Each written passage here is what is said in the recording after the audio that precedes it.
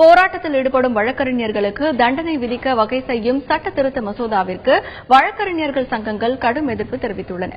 நீதிமன்ற வளாகத்தில் வழக்கறிஞர்கள் ஆர்ப்பாட்டம் செய்தாலோ, நீதிபதிகள் குறித்து அவதூறாக பேசினாலோ வழக்கறிஞராக பணியாற்ற தடை விதிக்க சட்ட திருத்தம் செய்யப்பட்டுள்ளது. சென்னை உயர்நீதிமன்றம் கொண்டு வந்த சட்ட திருத்தம் தமிழக அரசின் அரசிதழில் வெளியிடப்பட்டுள்ளது. இந்நிலையில் சேலத்தில் செய்தியாளர்களை சந்தித்த தமிழ்நாடு மற்றும் பாண்டிச்சேரி வழக்கறிஞர் சங்கங்களின் கூட்டமைப்பின் தலைவர் பரமசிவம், தவறு செய்யும் வழக்கறிஞர் மீது மாநில பார் கவுன்சில் மற்றும் இந்திய பார் கவுன்சில் மட்டுமே விசாரித்து நடவடிக்கை எடுக்க முடியும் என்றார். இந்த சட்ட திருத்தத்தை நீதிமன்றம் வாயிலாக எதிர்கொள்வதா அல்லது போராட்டத்தின் வாயிலாக எதிர்கொள்வதா என்பது குறித்து பொதுக்குழுவை கூட்டி முடிவெடுக்க உள்ளதாகவும் பரமசிவம் தெரிவித்தார்.